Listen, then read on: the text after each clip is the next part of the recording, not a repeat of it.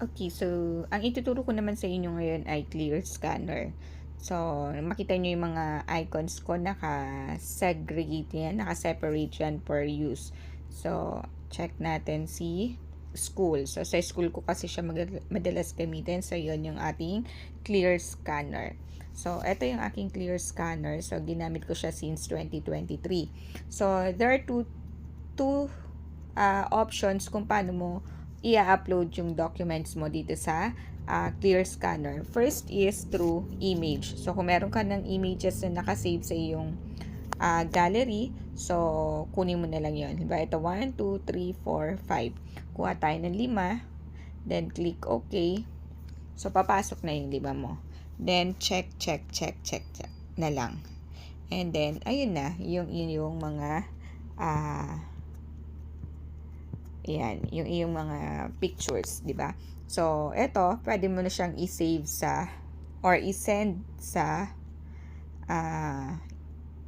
chat. So, pag sinend mo siya sa chat mo, naka-PDF na siya. Kita nyo, document 27 PDF, o di ba?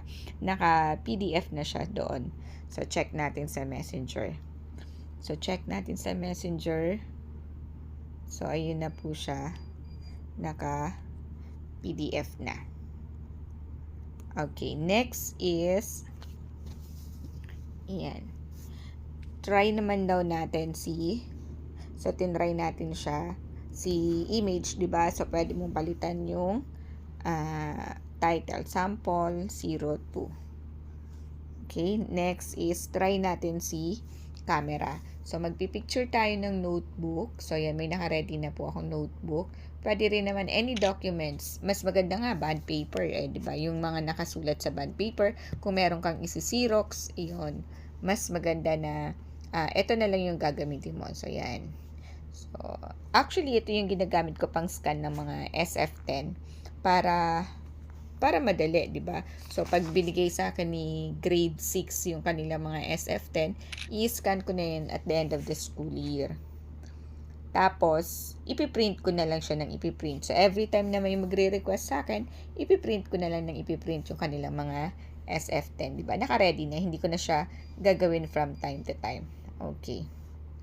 Yan. So, pwede mo nang palitan ulit. May reviewer 03. Okay, then pwede mo siyang i-save.